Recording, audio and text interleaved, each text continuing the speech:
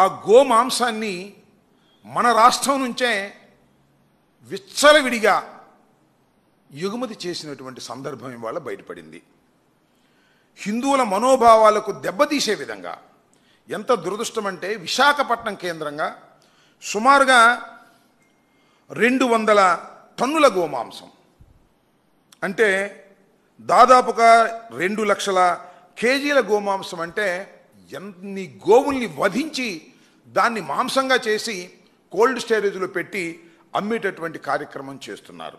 ఇది విశాఖపట్నం సొంఠ్యా సమీపంలో గోమాంసం నిల్వ ఉంచిన మిత్రా కోల్డ్ స్టోరేజ్. ఇది మిత్రా కోల్డ్ స్టోరేజ్ అనే దానిలో గోమాంసాన్ని వధించి ఆ మాంసాన్ని ప్యాకెట్లు చేసి ఇతర దేశాలకు అమ్మేటటువంటి ప్రయత్నం చేస్తున్నారు. ఇదిగో కంటైనర్స్, ఈ కంటైనర్స్లో పెట్టి విచ్చలవిడిగా దీన్ని ఎగుమతి చేసేటటువంటి కార్యక్రమం చేస్తున్నారు. ఇది కూడా ఇదిగో చూడండి, లోపల నిల్వ ఉంచిన 1,89,000 కేజీల గోమాంసం. 1,89,000 అంటే సుమారుగా 2 లక్షల కేజీల గోమాంసాన్ని ప్యాక్ చేసి రెడీగా పెట్టారు. దీన్ని పట్టుకున్నారు. ఎవరు పట్టుకున్నారు దీన్ని?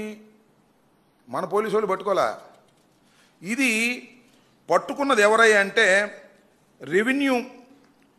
డైరెక్టర్ ఆఫ్ రెవెన్యూ ఇంటెలిజెన్స్, అంటే కేంద్ర ప్రభుత్వానికి సంబంధించినటువంటి డిఆర్ఐ.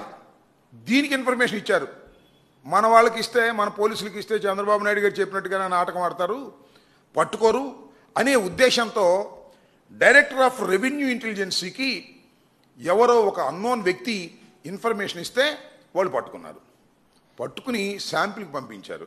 ఇది గోమాంసమా లేక పశువు ఇంకోటి మాంసమా అని పంపిస్తే ఇది గోమాంసం అని నిర్ధారణ వచ్చింది.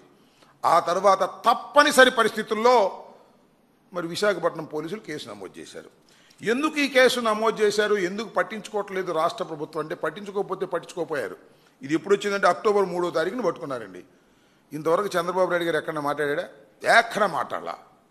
కానీ హిందూ ధర్మాన్ని గురించి మాత్రం అడ్డం పెట్టుకొని వైఎస్ఆర్ కాంగ్రెస్ పార్టీ మీద బురద జల్లడానికి, వైఎస్ఆర్ కాంగ్రెస్ పార్టీ మీద నీచంగా ప్రచారం చేయడానికి మాత్రం చంద్రబాబు నాయుడు గారు నిత్యం పనిచేస్తారు. కానీ గోవుల్ని హత్య చేసి, గోవులు వధ చేసి ఇతర దేశాలకు పంపుతున్నటువంటి మాంసాన్ని పట్టుకుంటే దీని మీద పొన్నెత్తి మాట్లాడింది ఒకటి, ఇంతవరకు మాట్లాడలా. ఎందుకు మాట్లాడలేదు, ఏంటి కథ కమామేష తెలుసుకోవాల్సిన అవసరం ఉంది. ఇది ఎవరిదే అంటే సుబ్రహ్మణ్య గుప్తా అంట, దీనికి సంబంధించినటువంటి యజమాని. ఆయన ఎవరో తెలుసా? మన బాపట్ల వరమ్మ గారు ఉన్నాడు కదా, ఎమ్మెల్యే, ఆయనే బాగా సన్నిహితుడు. ఇదిగో ఆయనతో దిగిన ఫోటోలు.